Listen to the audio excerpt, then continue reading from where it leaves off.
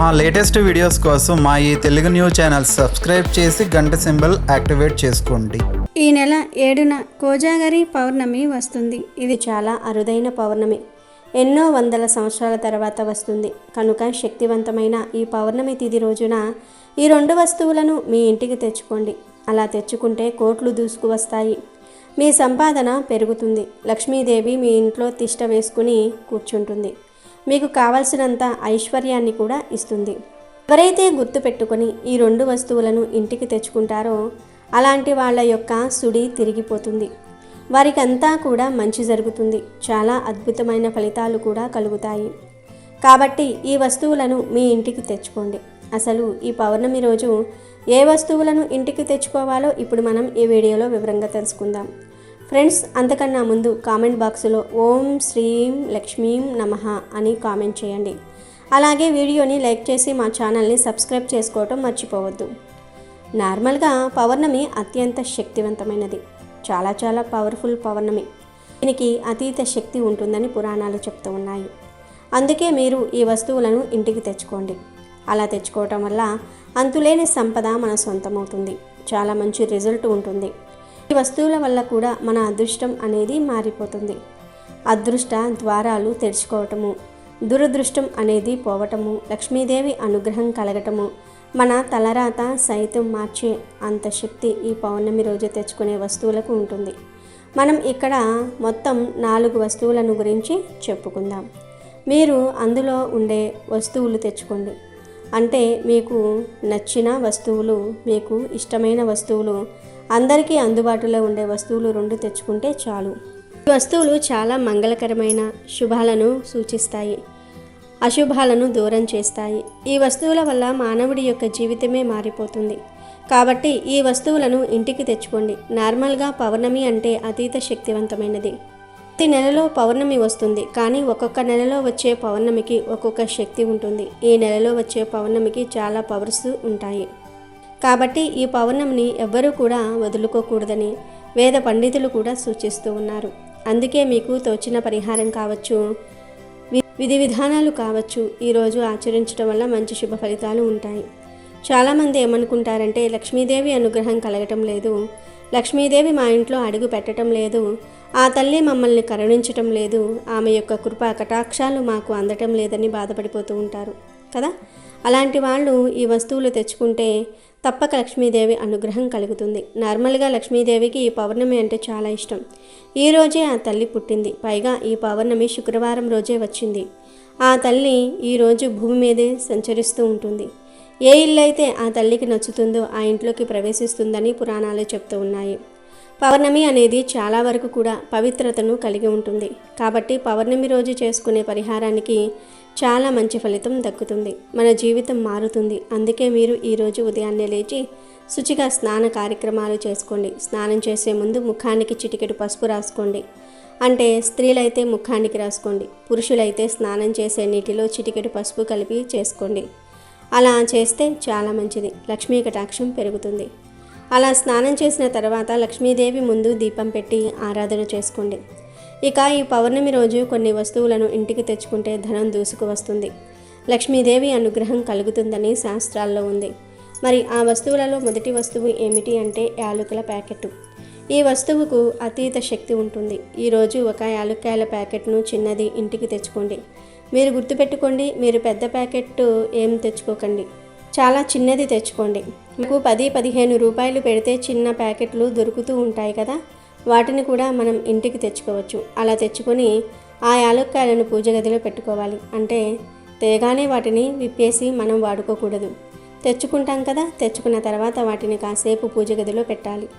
అలా పెడితే ఏమవుతుందంటే అది లక్ష్మీదేవికి నివేదన అవుతుంది. అలానే కాకుండా యాలకుల ద్వారా మనకు మంచి ఫలితం కూడా ఉంటుంది.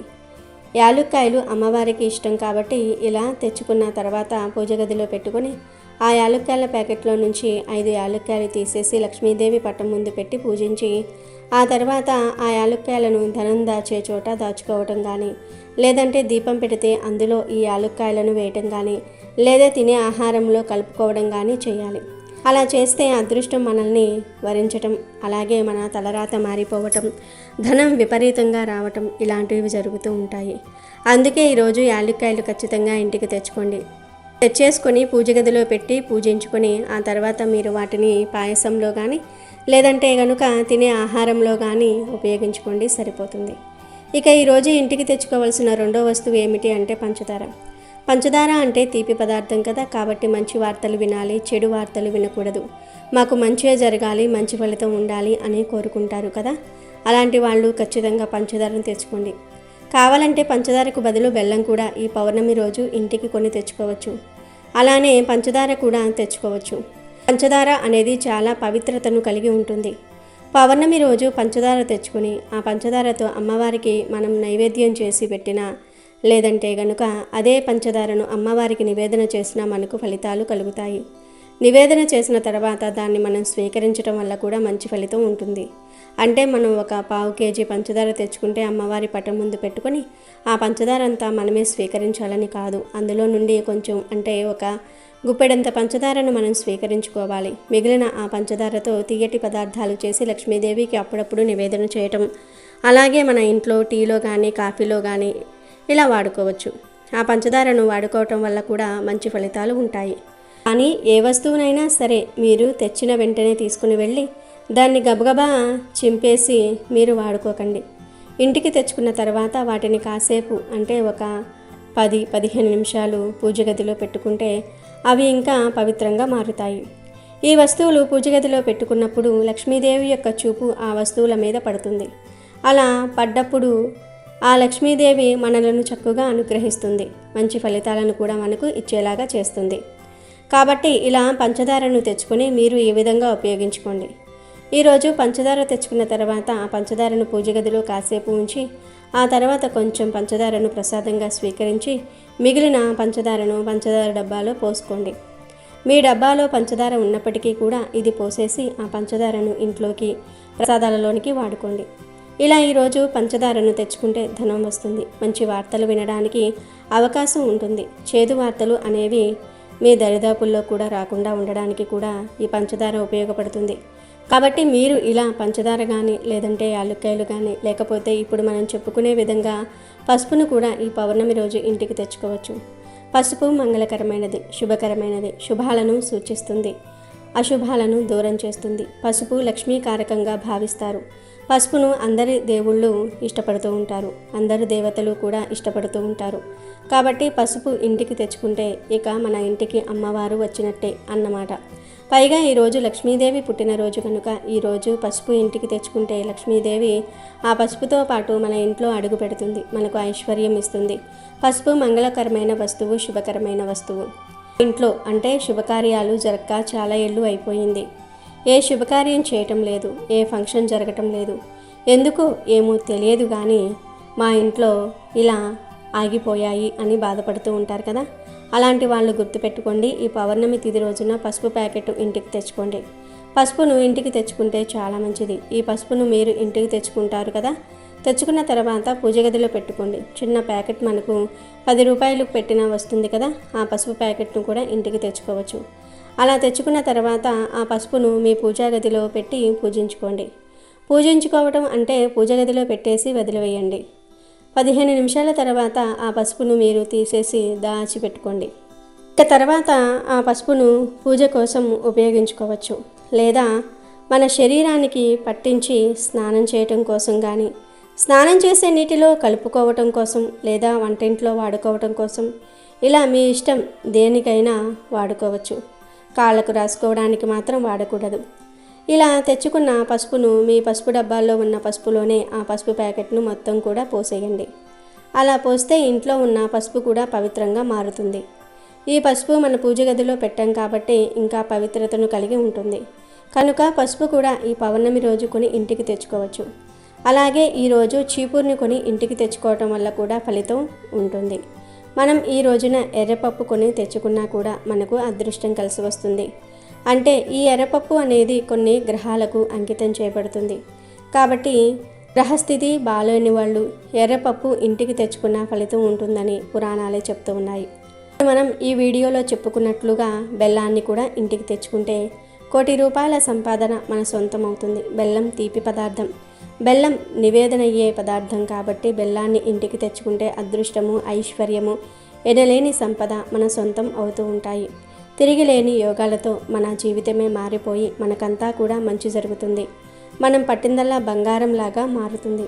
బెల్లాన్ని ఇంటికి తెచ్చుకొని బెల్లం అమ్మవారి పటం ముందు పెట్టి పూజించుకొని ఆ తర్వాత మనము చిన్న బెల్లం ముక్కను తీసుకుని నోట్లో వేసుకుంటే జాతక దోషాలతో పాటు సమస్త పాపాలు పోయి కోటి జన్మల పుణ్యం లభిస్తుంది. కోట్ల అనుగ్రహం మనకు కలగడానికి అవకాశం ఉంటుంది. ముఖ్యంగా పౌర్ణమి రోజున ఎవరైతే బెల్లాన్ని ఈ విధంగా ఇంటికి తెచ్చుకొని పూజించుకొని ఆ తర్వాత చిన్న బెల్లం ముక్కను స్వీకరించి మిగిలిన బెల్లాన్ని ఇంట్లో వాడుకుంటే మంచి ఫలితాలు ఉంటాయి. కాబట్టి ఇలా ఈ వస్తువుల్లో నుండి ఏవో ఒక 2 వస్తువులను కానీ లేదా ఒక వస్తువును అయినా ఈ పౌర్ణమి రోజు ఇంటికి తెచ్చుకోండి. మీ ఇష్టాన్ని బట్టి మీరు ఏవైనా సరే మీకు నచ్చిన 2 వస్తువులు లేదా ఒక వస్తువును తెచ్చుకోండి. తెచ్చేసుకుని అమ్మవారి అనుగ్రహం పొందండి. అలానే కాకుండా లక్ష్మీదేవి మీ ఇంట్లో తిష్ట వేసుకుని కూర్చునేలాగా చేసుకోండి. ఈ వస్తువులకు అంతటి శక్తి ఉంటుంది. ఈ పౌర్ణమి చాలా పవర్ఫుల్ కాబట్టి అతీత శక్తులతో వస్తుంది కాబట్టి ఈ వస్తువులు ఆ శక్తిని గ్రహించుకుంటాయి. అలా గ్రహించుకున్న ఈ శక్తి మనకు మంచి చేకూర్చేలాగా చేస్తుంది. మనకు మంచి ఫలితాలను కూడా ఇస్తుంది. పౌర్ణమి కదా అనుకుంటాం, కానీ పౌర్ణమి చాలా గొప్పదిగా భావిస్తారు. పౌర్ణమిలో ఒక్కొక్కసారి అమృత గడియలు ఏర్పడుతూ ఉంటాయి. పౌర్ణమికి అతీత శక్తి కూడా ఉంటుంది. ఆ శక్తిని మనం పొందాలంటే ఈ వస్తువులు తెచ్చుకోవాలి. పౌర్ణమిలో ఏర్పడే కొన్ని అమృత గడియల వల్ల కూడా మన జీవితం మారుతుంది. అందుకే మీరు మర్చిపోకుండా ఈ విధంగా పౌర్ణమి రోజు తెచ్చుకున్న వస్తువులను పూజ గదిలో పెట్టి పూజించుకొని ఆ తర్వాత మీరు వాటిని వాడుకోవచ్చు. ఒకవేళ కుదిరితే వేరే వాళ్లకు దానం కూడా చేయవచ్చు. అలా దాన ధర్మాలు చేయటం వల్ల కూడా ఫలితాలు అయితే ఉంటాయి. ఆ ఫలితాలను చూసి మీరే మీ కళ్ళతో ఆశ్చర్యపోతారు. కాబట్టి ఈ విధంగా చేసుకోండి, చేసేసి ఫలితం పొందండి. కనుక ఈ పౌర్ణమి రోజు అందరూ కూడా ఈ వస్తువులు ఇంటికి తెచ్చుకొని శుభాలను పొందండి. లక్ష్మీదేవి అనుగ్రహంతో అష్టైశ్వర్యాలకు లోటు లేకుండా ఆనందంగా జీవించండి. ఈ పౌర్ణమి రోజు ఎవరూ కూడా జుట్టు కత్తిరించకూడదు, గోర్లు కట్ చేసుకోకూడదు. ఈ పౌర్ణమి రోజు నిమ్మకాయని ఏ రూపంలోనూ తినకూడదు. అలాగే ఈరోజు దూర ప్రయాణాలు చేయకూడదు. ఈ పౌర్ణమి రోజు పొరపాటున కూడా కొన్ని తప్పులు చేయకూడదు అని శాస్త్రం చెప్తుంది. ఈరోజు పొరపాటున కూడా మద్యపానాన్ని, మాంసాహారాన్ని తీసుకోకూడదు. ఇలా చేస్తే ఫ్యూచర్లో అనేక ఇబ్బందులు వస్తాయి. ఈ పౌర్ణమి నాడు జీవిత భాగస్వామితో గొడవలు పడకూడదు. ఈరోజు జీవిత భాగస్వామితో గొడవలు పడితే మీకు అనర్థాలు జరిగే అవకాశం ఉంది. ఈ పౌర్ణమి రోజున నల్లని దుస్తులు ధరించటం అశుభం. పిల్లలు, పెద్దలు, ఆడవారు, మగవారు ఎవరూ కూడా ఈరోజు నల్ల రంగు దుస్తులు ధరించకూడదు. పౌర్ణమి నాడు పొరపాటున కూడా పెద్దలను, తల్లిదండ్రులను అవమానించవద్దు. ఏ స్త్రీతోనూ అనుచితంగా ప్రవర్తించవద్దు. చేయటం వల్ల పితృదోషం వస్తుందని పెద్దలు చెప్తూ ఉన్నారు. అలాగే ఈరోజు నూనె కొనకూడదు. వంట నూనె, కొబ్బరి నూనె ఇలా ఏ నూనెను కొనరాదు. కాదని కొంటే కష్టాల పాలవుతారు.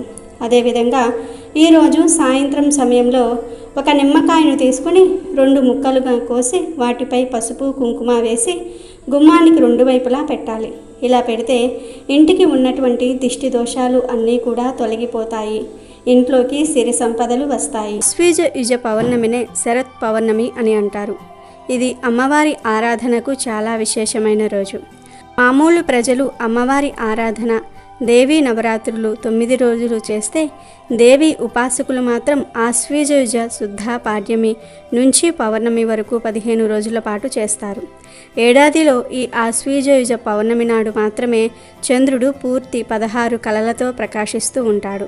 అందువలన ఈ శరత్ పౌర్ణమి రోజున భూమి మీదకి ప్రసరించే చంద్రకిరణాలకు విశేషమైన శక్తి ఉంటుంది. అవి శారీరక, మానసిక రుగ్మతలను దూరం చేస్తాయి.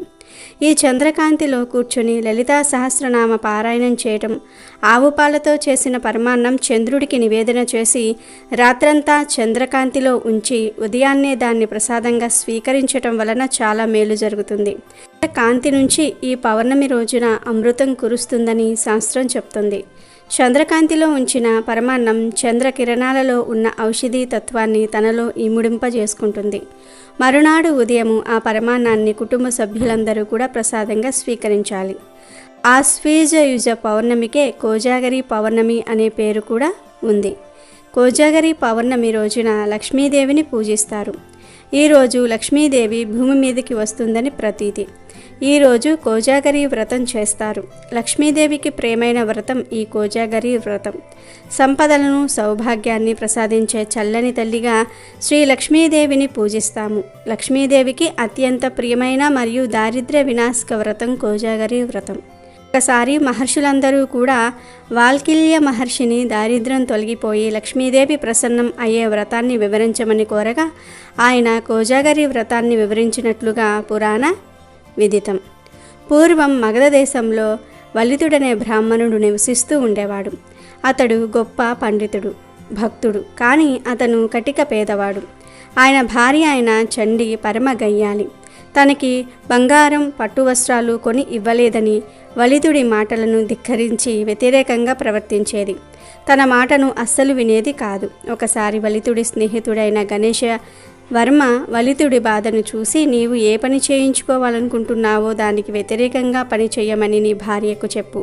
అప్పుడు ఆమె నీకు అనుకూలమైన విధంగా పనిచేస్తుంది కాబట్టి నీ పని జరుగుతుందని సలహా ఇచ్చాడు. కొంతకాలానికి వలితుడి తండ్రి ఆబ్దికం వచ్చింది. స్నేహితుడు చెప్పినట్లుగానే వలితుడు, రేపు మా తండ్రి గారి ఆబ్దికం అయినా నేను ఆబ్దికం పెట్టదలుచుకోలేదు అని భార్య చండితో అన్నాడు. కొత్త మాటలు విన్న చండి దానికి వ్యతిరేకంగా మా అమ్మగారి ఆబ్దికాన్ని వలితుడితో చేయించింది.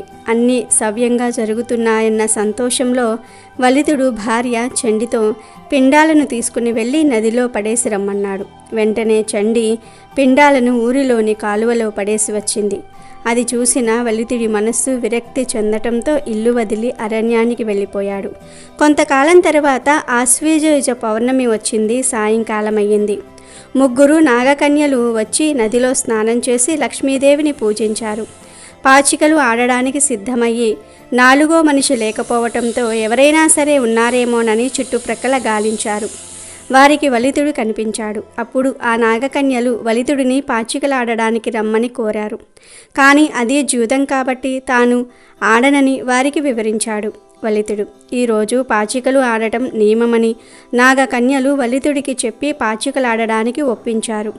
లక్ష్మీ సమేతుడైన విష్ణువు భూలోకంలో ఎవరు మేలుకొని ఉన్నారో చూడడానికి రాగా వారికి ఈ ముగ్గురు నాగకన్యలు వలితుడు పాచికలాడుతూ కనిపించారు. దీనికి సంతోషించిన లక్ష్మీదేవి వారికి సర్వసంపదలను ప్రసాదించింది అని వాలిఖ్యల మహర్షి వివరించారు. కాబట్టి ఆశ్వీజ పౌర్ణమి రోజున లక్ష్మీదేవిని పూజించి ఆ రాత్రి జాగరణ చేస్తూ పాచికలాడే వారికి సర్వసంపదలు చేకూరతాయని పురాణాలు చెప్తూ ఉన్నాయి. ఈ పౌర్ణమి రోజు రాత్రి వేళల్లో లక్ష్మీదేవి ఆకాశ మార్గాన ప్రయాణిస్తూ తన వ్రతాన్ని ఆచరించిన భక్తులను అనుగ్రహిస్తూ వెళ్తుంది. అమ్మవారు కటాక్షం కారణంగా దారిద్ర బాధలు తొలగిపోతాయి, సిరి సంపదలు చేకూరతాయి. అంతేకాదు ఇదే రోజు మన రాష్ట్రంలో కొన్ని ప్రాంతాలలో గొంతెమ్మ పండుగను చేస్తారు. కుంతి మహేశ్వరిని పూజిస్తూ ఉంటారు. అరిసెలు, అప్పములు, కూరలను నైవేద్యంగా సమర్పిస్తూ ఉంటారు. ఇది ఎంతో శక్తివంతమైన పౌర్ణమి. ఎందుకంటే ఈరోజు లక్ష్మీదేవి భూమి మీదకి వస్తుంది.